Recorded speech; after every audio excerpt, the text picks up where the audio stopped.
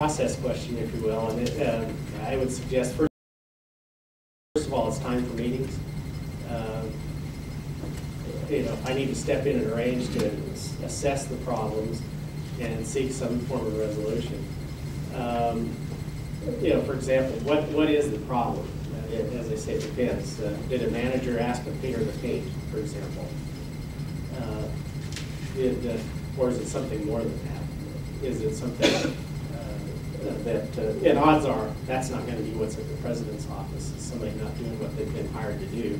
It's going to be assessment of potentially something that might be a harassment issue, say a whistleblower, a supervision issue, employee versus employee, somebody led to some kind of physical altercation. So you have to determine who needs to be brought into this. Do you bring, does it just require the supervisor and some attention that way? Does it involve bringing human resources and those folks? Do we need to get legal counsel involved, particularly with some of these issues, if it's a sexual harassment or something like that? So again, it's going to function around how the policies and procedures are set up, but it's that's in essence what we need to do in assessment. So with that, that's about what I have to say.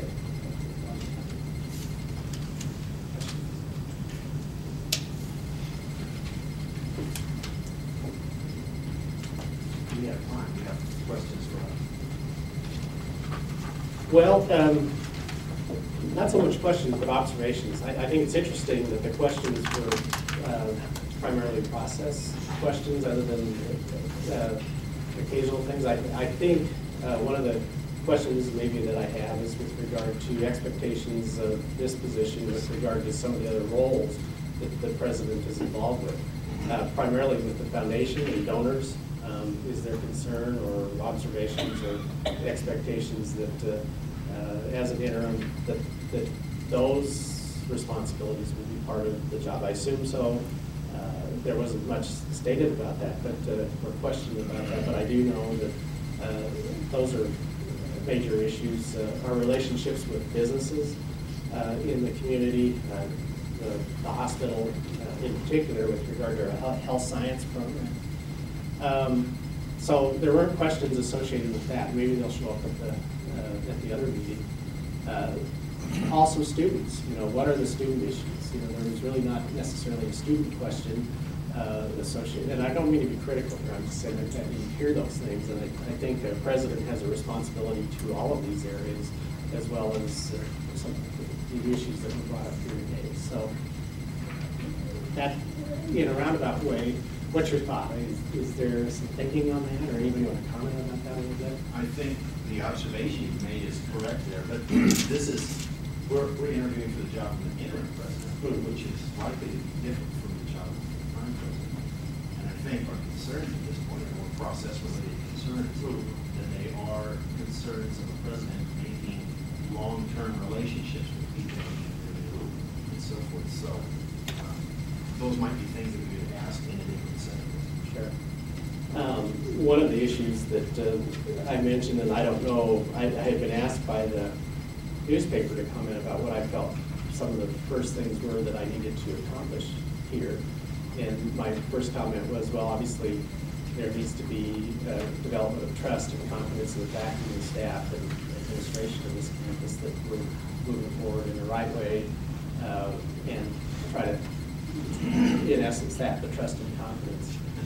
I was concerned, however, and I mentioned this, and that was I had been up to a Joint Appropriations Committee on last Tuesday, listening to University of Wyoming present their budget request. And I think Marlene was there as well. I know you were. And then I heard this as well. But the university offered back $400,000 in planning funds to the Appropriations Committee, saying, well, we don't know where LCCC is. And that was a concern to me. I don't know maybe where we are at, because I know Marlene and I and and others prior to my departure 2 years ago was we put quite a bit of time in developing a plan for a facility here on this campus. And, you know, I was kind of disappointed to hear that either A, just kind of dropped through the crack or whatever. But ultimately, that's a question that I bring forward. I don't mean to pick on anybody here, but my point is that I think it's something that's public. It's something that, as a president, you want to step up and say, hey, we'll hold the phone. We are interested. We do want to move forward. Particularly in light of the fact that Casper College is getting ready to spend about $32 million to build a facility. And Sheridan College has now stepped up to the plate, and they're in the planning process. And I don't begrudge them. I'm just saying, personally, I think we ought to be involved with that. Now, maybe that's not a board direction at this point, but I bring that up as that's why I bring back the question of the role of an interim and that involvement with that particular process. I guess the comment I would make there is, I heard about this also, but do we know that there isn't some internal issue at the university that's driving some of this? It just turns out to be convenient at this point. Couldn't talk in these terms. We don't Could get be. any evidence of that one way or the other. Sure. So I just bring that up because the scope seems narrower than the role of a president, and I would see or think that the role would be larger and important, whether it's interim or not. That's just my observation.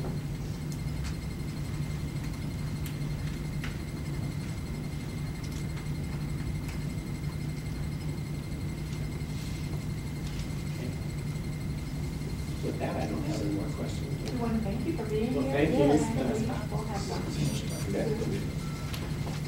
Okay. Thanks, Bob. Thanks very much. Thanks, everybody. We're going to take an hour break for lunch, and then public forum with Bob will be at 1 o'clock next door. Keep your score sheets with you.